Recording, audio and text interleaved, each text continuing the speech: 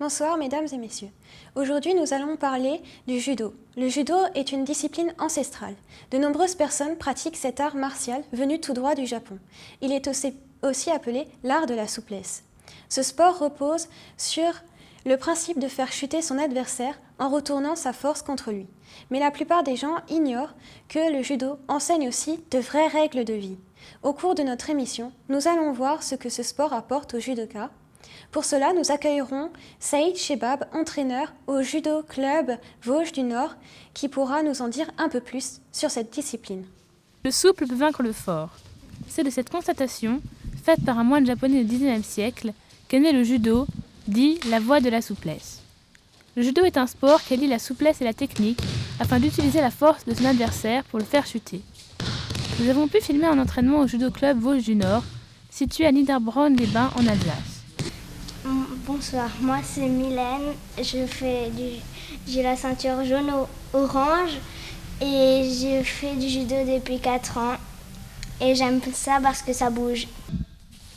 Au cours des entraînements, de nombreux exercices sont réalisés, tels que les chutes avant, arrière et latérales, ou encore des séries de contrôle au sol ou des répétitions de prise debout. Voilà, là il est sorti. Merci. Chacun son tour, on inverse les rôles. Ça marche ?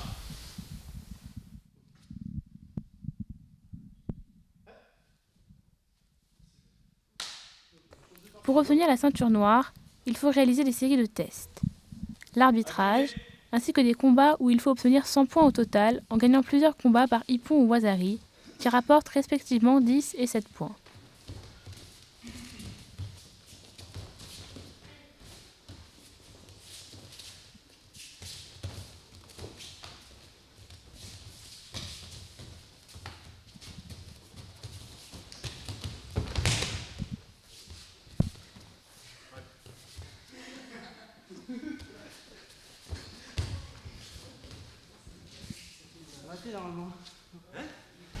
Ok, donc je m'appelle Jackie, ça fait 3 ans que je fais du judo.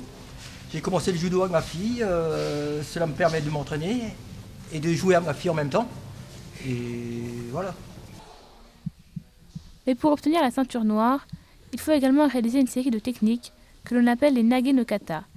Ce sont des exercices de style, de concentration particulièrement complexes qui établissent la source même des principes du judo.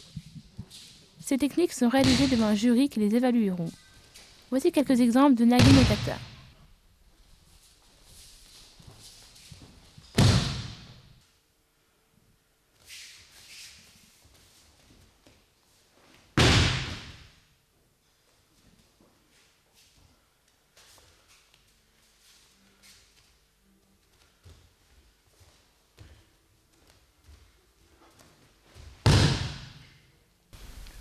Bonjour, je m'appelle Quentin, je pratique le judo depuis l'âge de 6 ans, donc ça fait maintenant environ 18 ans. Je pratique le judo parce que c'est une réelle passion, ça me permet de me défouler, à la fois de me détendre et de trouver une certaine sérénité, de se décharger de tout le stress intérieur que je peux avoir. Et aussi parce que pour moi, c'est une école où on continue d'apprendre encore et encore malgré les années passées à pratiquer et qu'il y a une recherche permanente d'évolution de la discipline et qu'il y a également plusieurs façons de la pratiquer, que ce soit en judo loisir ou en compétition. Contrairement à ce que tout le monde pense, la ceinture noire n'est pas la plus élevée. Il en existe 2 autres, la rouge-blanche et la rouge.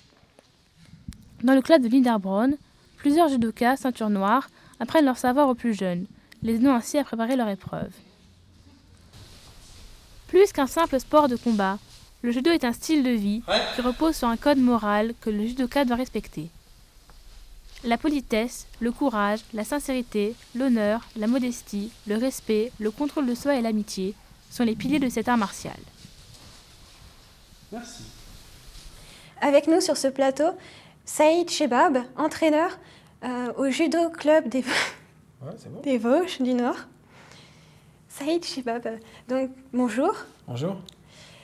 Pouvez-vous nous parler un peu de la philosophie du judo ? Bien sûr, bien sûr.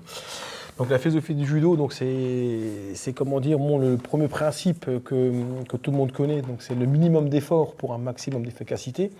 Donc il faut toujours être le plus rentable possible, en s'investissant le peu possible, donc, et c'est le résultat qui prime. Donc là, c'est la plus grosse difficulté donc, à faire passer aux jeunes et moins jeunes. Hein. Donc c'est vraiment de pouvoir utiliser un peu d'énergie pour beaucoup de résultats. Ensuite, c'est aussi laisser la chance aussi aux plus petits de gagner aussi.